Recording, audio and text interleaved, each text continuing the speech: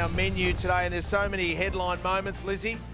Here in Sydney, this was the moment, Anamoe. It was the moment, wasn't it? Anamoe being able to win his Group 1, and it was, this is the Blue Diamond. Yeah, well, let's go to the Blue Diamond, Bruce, because Little Bros was fantastic.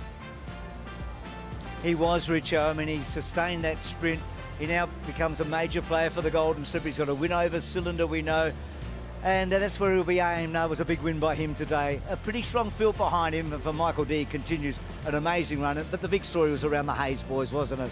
Ben and JD. And so the Hayes family continued their remarkable run, a 10th win in the Blue Diamond. This was the big win by Anamoe. He's probably as good as So You Think, I think, Richo. I think he's achieved more than So You Think, or as much as in this country. I think he's at the same level now.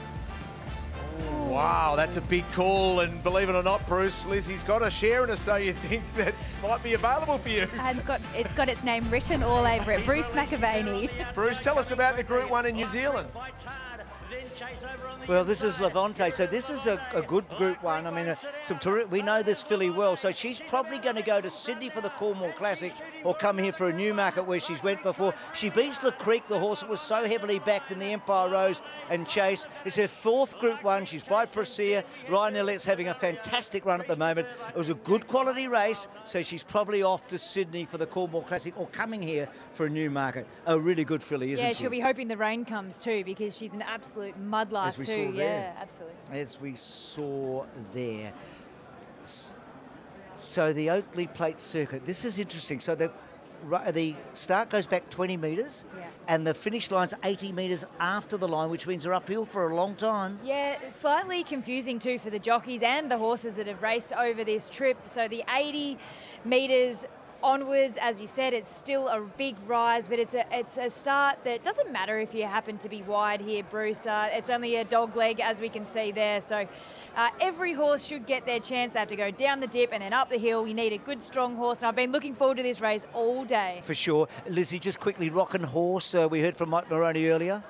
She was scratched, yes, on the morning of the Black Caviar Lightning Stakes due to a little bit of an infection in her hind leg. So it was potentially caused by her just knocking a wall, and they had to treat it with antibiotics. So she's back to good health now. She's had a 1,000-metre track gallop at Flemington. She looked in good order, and this is the first time we're seeing her this preparation. Bruce?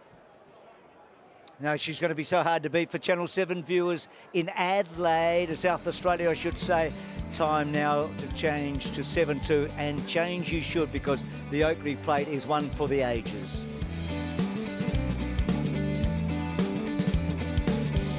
So let's have a look at what's been happening so far today. It's been so even, hasn't it, between the two states? So many great highlights. 3 Group 1s here, 2 in Sydney. More Group 1 winners started the day in Sydney. They had a remarkable 17 there that turned up, and we had 9 here. But I think it's an even Stephen day. It's been so exciting.